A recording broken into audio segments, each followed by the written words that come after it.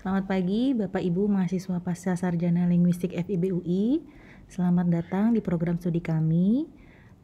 Saya berharap supaya Ibu Bapak dapat berkuliah di tempat kami dengan lancar dan Ibu Bapak bisa mendapatkan manfaat yang sebesar-besarnya dari perkuliahan di kami. Baik, saya lanjutkan dengan penjelasan tentang visi dan misi. Ini Ibu Bapak bisa membaca sendiri nanti kalau ada waktu untuk melihat visi yang diemban oleh program Magister Linguistik dan program Doktor Linguistik. Begitu juga dengan misi program Magister Linguistik dan program Doktor Linguistik. Nah, selanjutnya ini adalah laman resmi program Magister dan Doktor Linguistik FIB UI. Ini penting untuk Bapak Ibu ketahui. Jadi apabila nanti ada waktu luang, Bapak Ibu bisa melihat struktur kurikulumnya misalnya, lalu kemudian dosen-dosen yang mengajar di program studi kami. Ini semua sudah ada di dalam laman tersebut. Silahkan Bapak Ibu lihat-lihat. Selanjutnya saya akan menunjukkan pengelola program Pasca Sarjana Linguistik yang terdiri atas Ketua Departemen yaitu Bapak Toto Suhardianto PhD, dan saya Sonia Puspasari Suganda. Saya adalah Ketua Program Studi Pasca Sarjana Linguistik. Oke, selanjutnya adalah pembimbing akademik. Jadi setiap mahasiswa yang berkuliah di kami berhak mendapatkan pembimbingan dan tugas itu diemban oleh pembimbing akademik. Ada 13 dosen yang ditugaskan untuk menjadi pembimbing akademik mahasiswa baru angkatan 2020, dan pembimbing akademik ini akan mendampingi Ibu Bapak sampai nanti Ibu Bapak menyelesaikan studi di program studi kami. Jadi mohon dilihat dan mungkin dicatat nanti apabila ada email atau WA yang dibagikan agar Ibu Bapak bisa menghubungi pembimbing akademik ini secara berkala. Berikutnya adalah tugas pembimbing akademik. Ini penting untuk Ibu Bapak ketahui. Jadi yang nomor 1 adalah memberikan pengarahan secara tepat kepada mahasiswa dalam memilih dan menetapkan beban studi dan menyetujui isi rencana studi mahasiswa, mengetahui kinerja studi mahasiswa pada semester-semester terdahulu, dan memperhatikan status mahasiswa termasuk dalam persetujuan cuti akademik. Perlu saya ingatkan di sini bahwa pembimbing akademik ini tidak hanya membimbing mahasiswa pasca sarjana. Mereka juga kadang memiliki mahasiswa bimbingan akademik di program S1. Jadi saya sangat mengharapkan kerjasama yang baik dari Ibu Bapak semua untuk selalu mengingat-ingat status akademik. Misalnya sekarang sudah sampai tahap apa, lalu kemudian mata kuliah apa lagi yang perlu diselesaikan. Jadi tidak semuanya itu dapat diingat oleh pembimbing akademik Ibu Bapak. Oleh karena itu akan sangat memudahkan tugas mereka apabila Ibu Bapak juga selalu mengingat-ingat status akademik Bapak Ibu.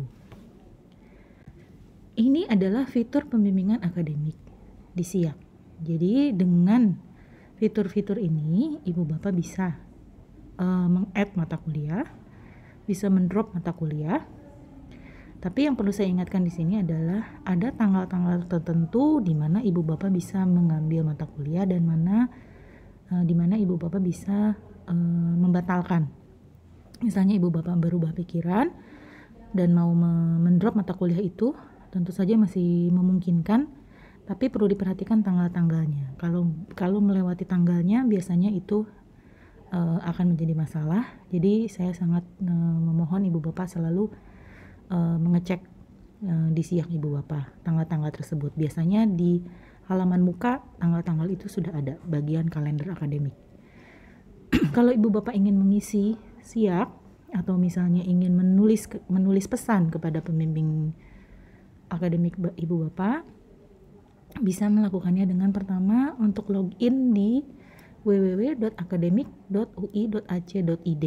Nanti Ibu Bapak harus memasukkan username dan passwordnya, dan di situ semua sudah ada misalnya jadwal kuliah, lalu kemudian mau meninggalkan pesan ke pembimbing akademik ibu bapak, itu semua bisa dilakukan di sini. Oke. Ketika kita berkuliah tentu saja kita tidak mungkin tidak menghubungi dosen, tapi saya perlu ingatkan ibu bapak untuk selalu memperhatikan waktu di mana ibu bapak menghubungi dosen pengampu mata kuliah atau dosen pembimbing akademik. Jadi mohon tidak menghubungi mereka di luar waktu kerja, jadi jangan pagi sekali atau misalnya malam sekali, dan mohon tidak menghubungi mereka ketika weekend atau hari libur. Dan ini ada tata cara lain, misalnya gunakan bahasa yang santun, awali dengan salam dan sebutkan nama. Untuk nama ini sangat penting bagi pembimbing akademik karena seperti yang telah saya sebutkan tadi, mereka tidak hanya membimbing mahasiswa pasca sarjana, tapi mereka juga membimbing yang di S1. Jadi begitu banyaknya mahasiswa yang harus kami bimbing, sehingga kami mohon kerjasamanya dari Bapak dan Ibu untuk selalu mengingatkan pembimbing akademik ini dengan nama dan mungkin angkatan serta strata di mana ibu bapak berada. Untuk beban studi dan masa studi silakan ibu bapak baca secara mandiri, lalu kemudian ada sebaran mata kuliah yang terdiri atas proyek akhir dan riset untuk S2. Dan untuk tahun ini di S3 Linguistik kami baru akan membuka yang program kuliah biasa. Nah, kemudian di akhir perkuliahan ibu bapak harus menulis tugas akhir. Ada pedoman yang ibu bapak bisa gunakan, yaitu di fib.uiacid download. Ini bisa langsung di download. Dan jangan lupa juga untuk sebelum ujian ibu bapak harus melakukan similarity check dan hasilnya harus di bawah 10%. Oke, ini juga saya ingin ingatkan kepada ibu bapak hal-hal yang perlu diperhatikan oleh mahasiswa untuk selalu membaca dan mempelajari buku pedoman. Semua aturan sudah ada di situ. Jadi jangan mengharapkan semua dosen itu selalu hafal yang ada di dalam buku pedoman. Ibu bapak juga harus secara mandiri mempelajari dan membaca buku tersebut manakala ada pertanyaan. Mungkin bisa dicek di situ terlebih dahulu, biasanya jawabannya semua sudah ada di situ. Lalu kemudian jaga komunikasi dengan dosen pembimbing akademis dan dosen pembimbing tesis atau disertasi Anda.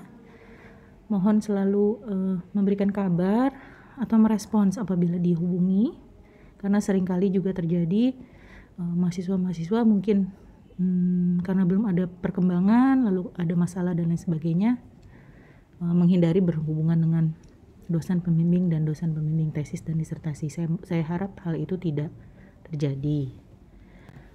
Berikutnya, ini adalah hal-hal yang harus dihindari juga secara administratif. Misalnya, apabila siak ibu bapak itu kosong berturut-turut, misalnya tidak membayar BOP atau tidak mengisi IRS, ini akan sangat fatal karena ini akan dihitung sebagai masa studi. Jadi apabila ibu bapak tidak di semester itu tidak ingin berkuliah karena satu dan lain hal, lebih baik diurus cuti saja daripada membiarkannya kosong, karena akan akhirnya dihitung masa studi sehingga akhirnya nanti ibu bapak akan terkena evaluasi yang mengakibatkan ibu bapak harus DO. Lalu jangan sampai terlambat membayar melunasi BOP. Lalu jangan mengajukan cuti pada semester terakhir pada batas studi, dan tidak memenuhi syarat minimum bimbingan tesis dan disertasi sebanyak 4 kali per semester. Tidak berkomunikasi dengan pembimbing dan tidak menjawab chat pembimbing di SIAK NG. Dan jangan sampai melakukan plagiarisme dalam setiap pembuatan tugas karya ilmiah. Jika ini sampai terjadi, maka akan ada sanksi yang dikenakan kepada ibu bapak. Terakhir, saya ingin menyampaikan moda-moda pembelajaran jarak jauh, yaitu MAS, Google Classroom, Zoom, MS Teams. Untuk menggunakan MS Teams ini, ibu bapak harus menggunakan Office 365 dan login seperti biasa dengan akun SSO UI ibu bapak. Yang lain-lainnya lagi akan diatur secara spesifik di masing-masing mata kuliah mungkin dosennya punya preferensi tertentu, maka itu akan dibicarakan di kuliah masing-masing. Demikian pemaparan singkat dari saya. Saya ucapkan sekali lagi selamat datang dan semoga sukses dalam perkuliahan di program studi pasca sarjana linguistik. Terima kasih.